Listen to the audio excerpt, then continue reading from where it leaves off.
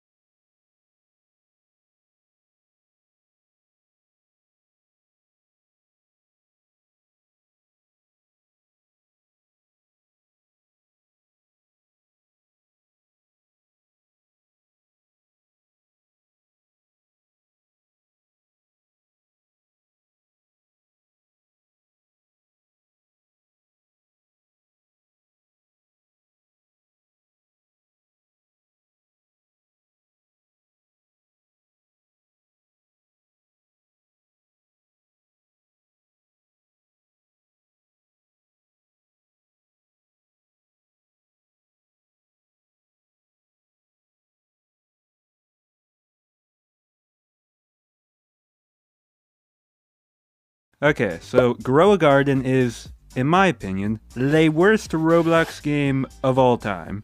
You might be like, really? Worst Roblox game ever, out of all of them, really? Hey, all I'm saying is, hear me out. I recently tried actually playing the game. I will admit, I'd kinda hated on Grow a Garden for a while.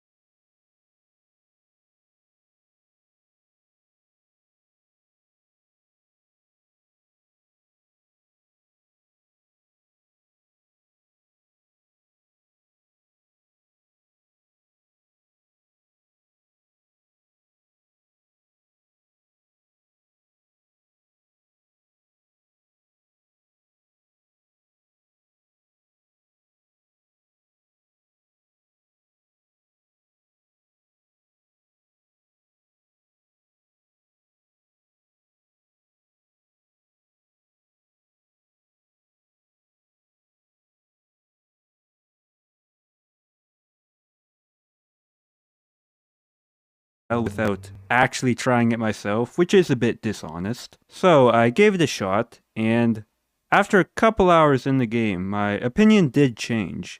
I realized Grow Garden is not just a bad game, it's like very mildly evil. Every single aspect of Grow a Garden is purposely made in such a way as to really encourage the players to keep coming back and keep playing.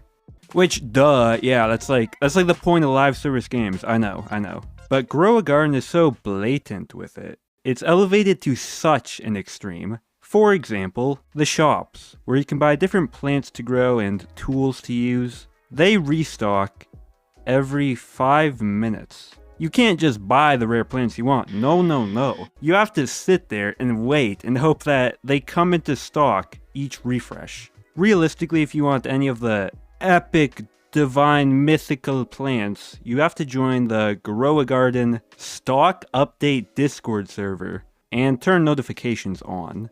And when you get that Discord ping, you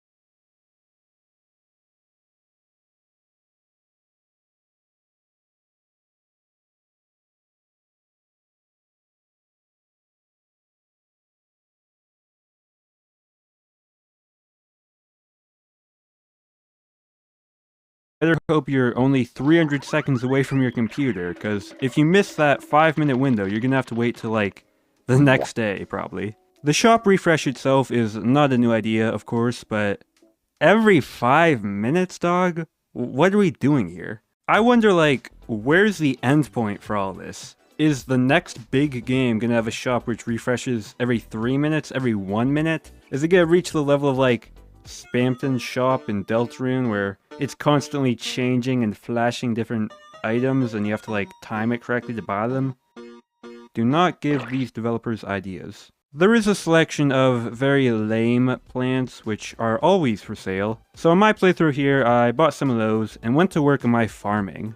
The plants themselves take a bit of time to grow, it's not a super long wait for the early game ones, and after a bit I settled in. The gameplay loop I found myself in was buying seeds, planting them, harvesting them, selling them for more money than I made. Than I paid, not made. That's a rhyme, brother. Selling them for more money than I paid, buying more seeds, and repeat.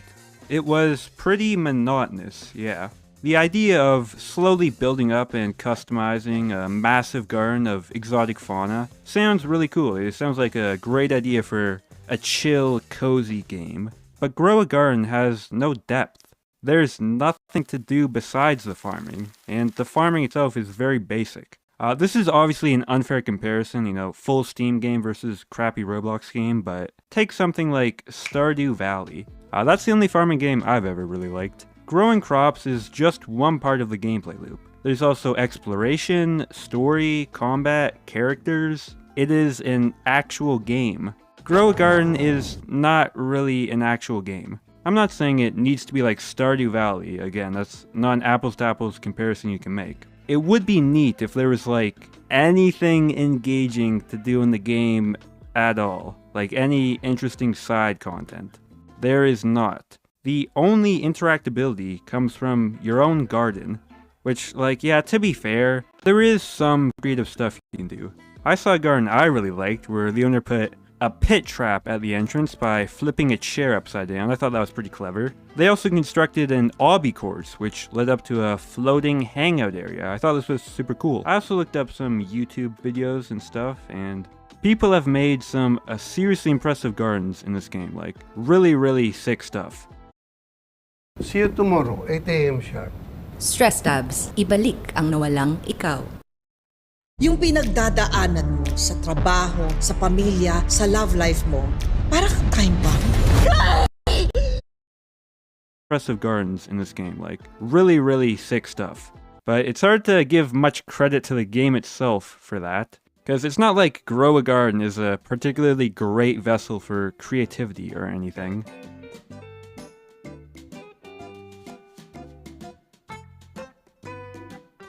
All I really did was plant, harvest, and buy fruits. And as I was doing this, I kind of wondered, like, how is this game so popular? It seemed not just bad, but also boring. How could it have earned such a massive player base, primarily composed of young children who are typically easily distracted? Believe me, I know that from my YouTube retention stats. Gotcha there. Well, the more I played, the more I started to understand. The game's popularity is, I would wager, mainly due to a multitude of slimy, greasy, very effective game design choices the developers made. Grow a Garden is like the final Pokemon evolution of every degenerate game design technique the worst type of Roblox games have popularized over the past years. I already talked about the timers, but the timers are not just for the shops. Everything in this game is meant to make you wait, to make you want to come back later when the countdown finishes. What should be one-click interactions, where you press buy and get an item, turn into prolonged waiting sessions for absolutely no reason. It is ridiculous. Like, you want to craft an item, hand over the materials, and sure, no problem. That'll just take 30 minutes real time. Maybe an hour. Maybe 4 hours for something more complex. Oh, you want to get a dinosaur? Yeah, that's epic, man. You just have to buy a pet egg. The cheapest one will only take 10 minutes to hatch. And then you have to feed that pet to a machine to prep it, which takes an hour. Although that goes down to only 24 minutes if you max out all the upgrades. So hey, you know, that's not bad. And once you finally get that dinosaur egg, you just have to plant it in your garden. And wait another 4 hours to find out what pet you'll get. You won't know until it hatches, by the way, so hope you get the pet you want, otherwise you'll have to do it all over again.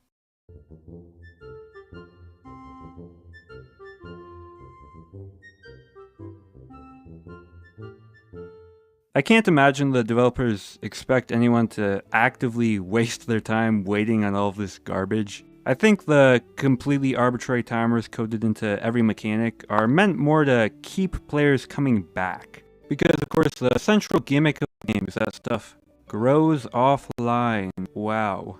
And that includes plants and eggs and all that stuff, so you can just go do whatever with your day and come back later when you know your stuff will be ready. It's a genius gimmick, honestly. I'm kind of surprised it took until 2025 for a game to pop off using it. And I can see why it's so effective. Because if someone's invested a bunch of effort into the game to get, you know, a dinosaur egg, if you don't come back, you're missing out on the reward for all the time and effort you put in. You're missing out on that epic dinosaur.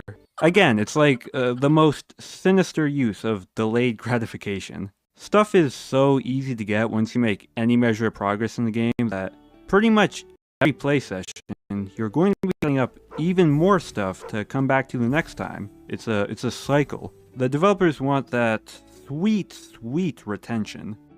And they also want to take your money too, of course. As I mentioned, the animals inside the eggs, some of which you have to wait 5+ hours to open, are unknown until they hatch. They added pet simulator-like gambling and made it worse. Yeah, we're gambling in this bit, right? I know the topic's kind of been beaten to death, flogged like a dead horse, so to speak, but gambling in a game for kids is probably not the best thing, but who's to say, right? We don't know. In addition to the randomness of pets and the shops and the potential for environmental events and other junk like that, there are also just straight up spinny wheel slots, so that is pretty cool. There's this nifty little shop tab on the left side of the screen where you have Robux only gambling, which is essentially real money gambling because, you know, 5-year-olds don't get paid commissions, they have to buy Robux. So maybe you would say that's a bit immoral, but hey man, if I was a developer I'd be like, hell yeah, you know, let me get my third Lambo off this. I'm gonna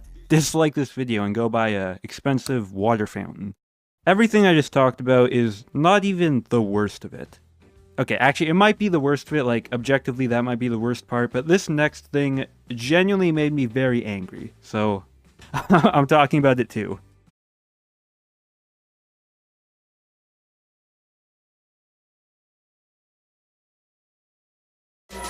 Pag malakas ang buto, tuloy ang galaw. Mag-caltrate araw-araw. Talking about it too. For this video, I bought various stuff in the game to test it all out. At one point, I decided to blow 179 Robux on a cosmetic crate to see what I would get. These are like the type of crates that give you stuff you can decorate your base with, you know? So I buy it, I spend the 179 Robux, and I go to open it, and the game says you have to place this in your garden, which I thought was weird, but I was like, whatever. I go do that, I plop it down, and I go to open it, and I'm greeted with a 30-minute timer preventing me from opening the crate I just bought, and a prompt to pay more Robux to skip the waiting. Oh my god. Oh, I actually just got... Oh god. I don't think I've ever seen shamelessness on this level. The developers are cold for that.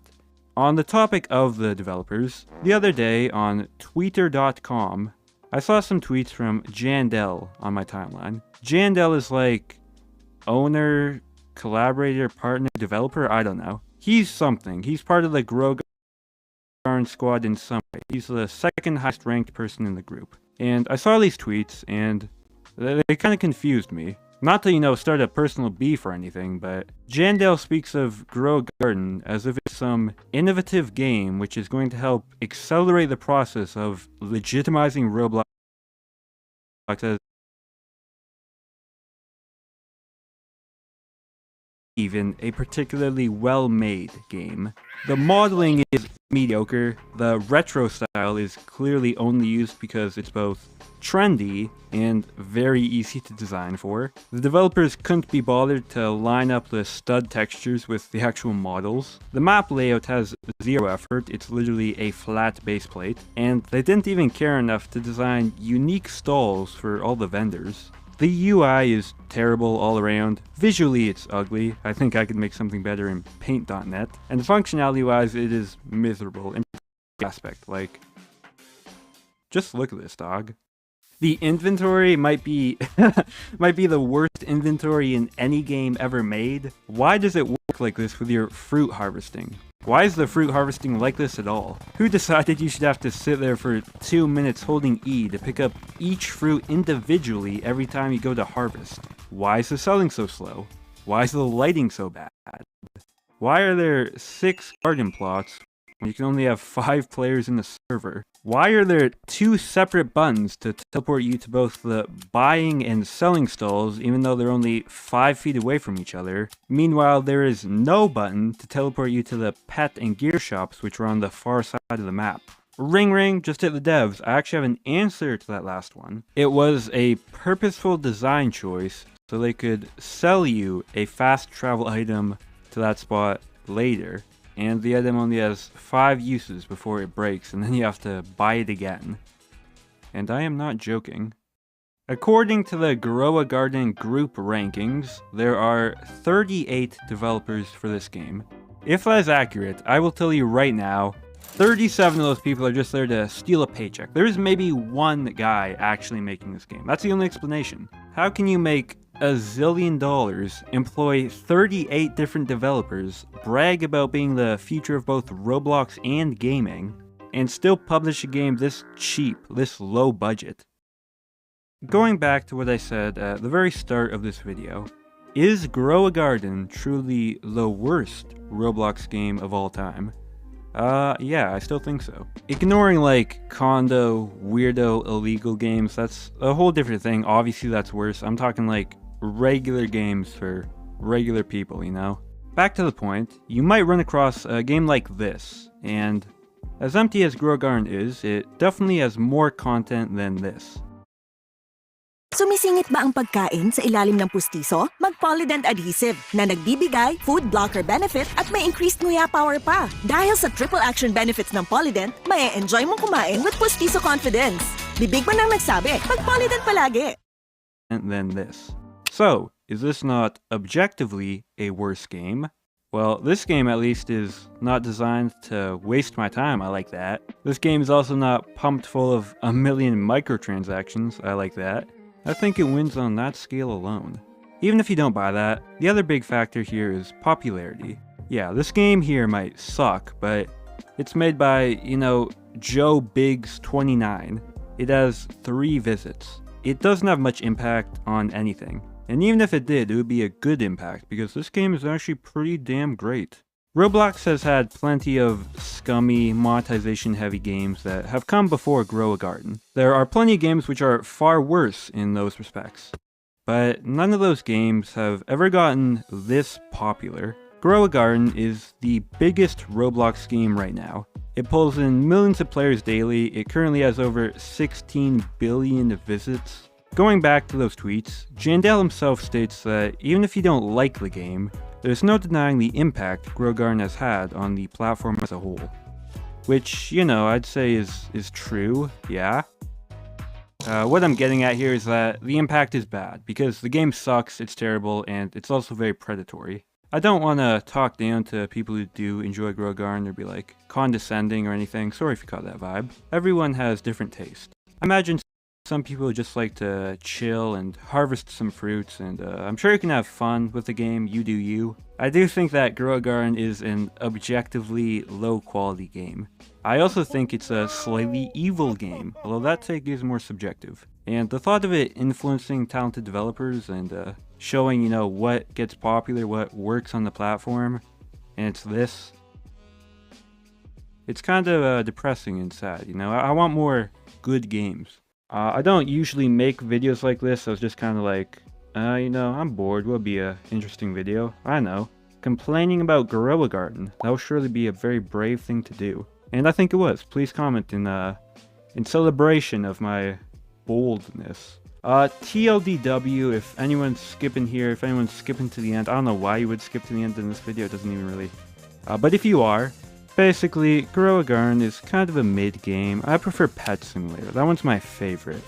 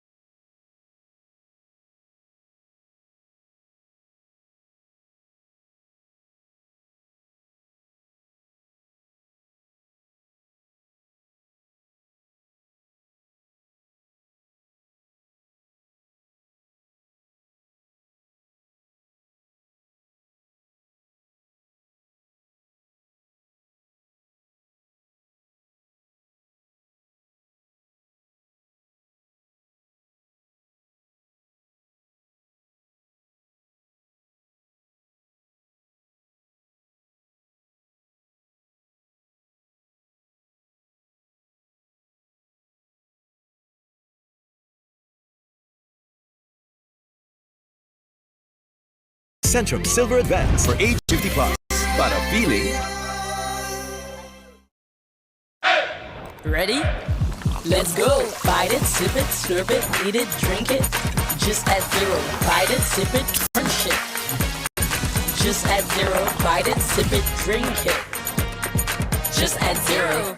What you're seeing on your screen right now is the largest video game on planet Earth. Yep, you heard me right. There's no catch, no fine print, no gotcha moment. This game is currently beating every single other video game in the world in terms of concurrent player counts right now. A Roblox game called Grow a Garden. And we desperately need to talk about this game and what it's doing to not just Roblox, but the entire gaming and content landscape. It's a game that's arguably changing how developers approach game dev, and it's even affected digital media in its own unique and somewhat concerning way. So let's talk about that. Grow a Garden is an incredibly new Roblox game. It hasn't even been out for 6 months, and it's already skyrocketed to the number 5 most played Roblox game in the history of the site, beating out Murder Mystery 2, a game that's been out for over 10 years. I'll be honest, when I first played Grow a Garden when it came out, I was indifferent towards it. The gameplay, while incredibly satisfying, wasn't anything too insane to write home about. The core gameplay loop of Grow a Garden goes something like this. Every 5 minutes, your seed shop will restock with a % chance to stock super rare seeds like the sugar apple or elder strawberry. You buy these seeds with money and you sell the plants back to the farmer to earn more. This cycle repeats itself every 5 minutes, and there you go. That's the entire core gameplay of Grow a Garden. Now, if that's all the game had to offer, it would not be the most popular video game in the world, now would it? Grow a Garden has a lot of tangentially related mechanics in its design that elevate the core loop so that it's always fresh, like a freshly planted garden. Weather events, new weekly event mechanics, and whatever the hell Jandel decides to do every Saturday morning leads people to develop a phenomenon called FOMO, or fear of missing out. FOMO is by far the strongest tactic that games like Grow a Garden use to keep their player base. I'm sure you've heard the term before, but for those of you in the back, a prime example of FOMO in this case is the very seed store itself. Because there's a % chance to stock the best seeds, you don't know when it will happen. It could happen right after you give up and leave the game.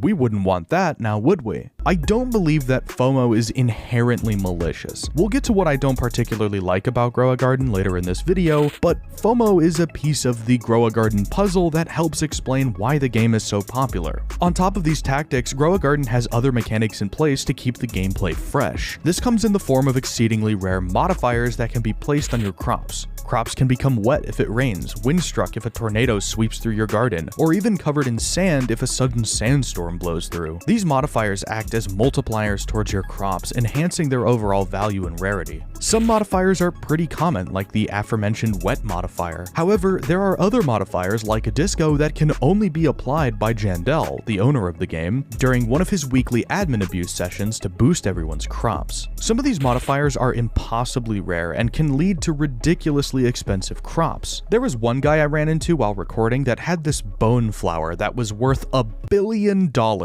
Like, oh my god, dude, really? But these modifiers aren't the only way to earn buckets of money for your farm. The weekly events that happen in this game also give it insane replayability. At the time of recording footage for this video, the current weekly event was this pig chef who would ask you to cook him specific meals. Every hour, he would crave a new meal, and if you cooked it, he would give you a special reward. The rarer the meal, the better the rewards. Events like this, I think, give Grow a Garden its mainstream appeal. Every week, it's a new game for you to play, where all of your progress you've made previously is still valuable. However, that's really where my positives for this game end, because it's painfully obvious that Grow a Garden is a Do Big Studios game. That's right, our arch nemesis Do Big Studios is back and bigger than ever. After buying the game and flexing it on their website, Grow a Garden has been, well, what I can only describe as fishified. You guys remember Fish, right? That game that had like 400,000 concurrent players before Do Big Studios bought it, turned it into a complete train wreck, and then it went down to like 10,000 concurrent players? Well, it should hopefully be very obvious as to why this happened. Fish went from a very honest and enjoyable fishing sim to an over-monetized, bloated cash grab that sacrificed player enjoyment for profit. There's no doubt in my mind that Do Big saw their mistake with Fish and sought to not replicate it.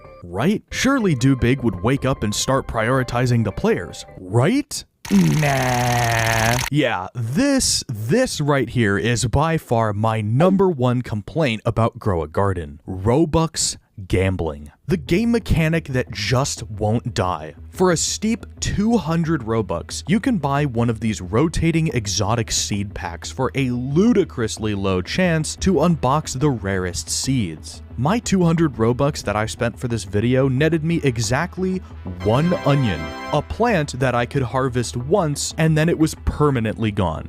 Amazing stuff. Robux gambling is by far the most disgusting game mechanic that any game could implement, and it is all over these Do Big games. I've been very critical of games like Pet Simulator 99 and really any big games project in the past because of their incessant need to put gambling in their games. But Do Big is so much more abrasive and blunt with their inclusions. Just take a look at this GUI. Does it not just scream, hey, come gamble your Robux here, kids? No child is going to be able to understand just how damaging this design is, and it's incredibly shameful for Do Big to continue to implement mechanics like this into their games. They clearly learned nothing from Fish, and I can only imagine it's a matter of time before the Garden faces a similar fate. But what's almost worse is the impact that Grow a Garden has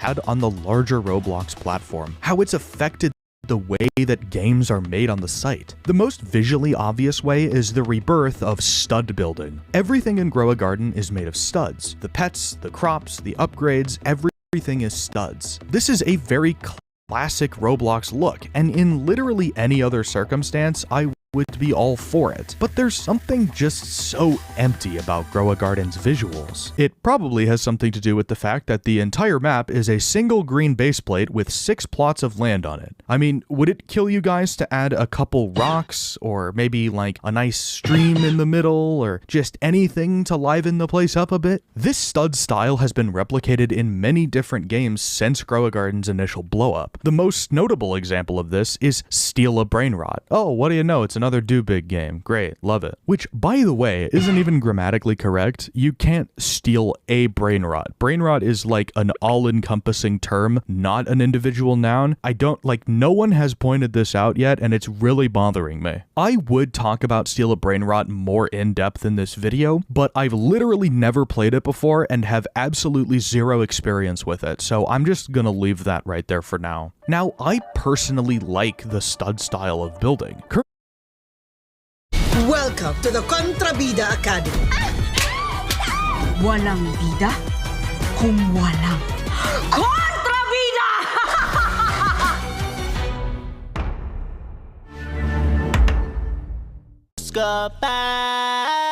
Muscle ko sa tiyan, target ka ng Buscopan. Goodbye sa hindi higpit dyan, wala yan love na tiyan. Sagot ay Buscopan. If symptoms persist, consult your doctor.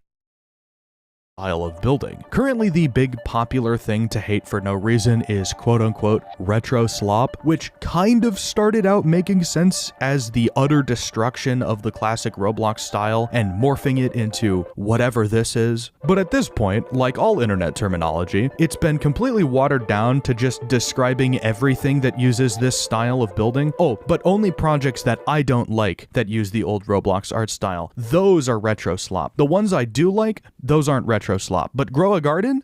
That's retro slop, dude. Nice. I originally planned to make an entire video talking about retro slop, but at this point, anything I could possibly add to the conversation has already been added, so there's literally no reason to bother. And then there's the gameplay. What stood out to me about Grow a Garden almost immediately was just how simple the game was in terms of its core mechanics. Planting seeds, selling items, buying new seeds, they're all like 2 clicks each. There's very little actual mechanical gameplay in Grow a Garden. I mean, hell, most of the game is spent AFK, and it even encourages you to not play it by including the grows offline function. And what do you know, a ton of games nowadays have this X mechanic offline functionality, and it makes sense. If that increases engagement, if that's what Grow a Garden is doing to be successful, why would you as a developer not put it in your game?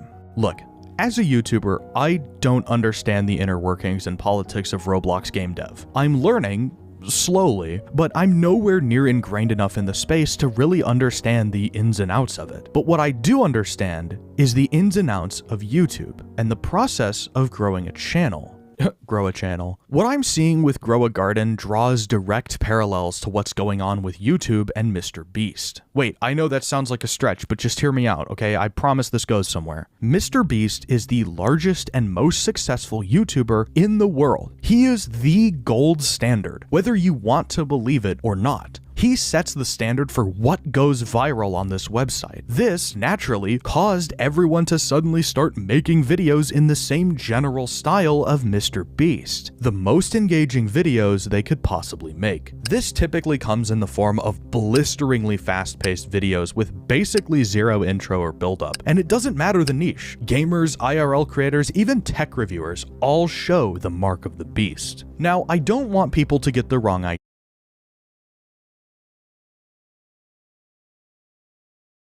Don't blame anybody trying to emulate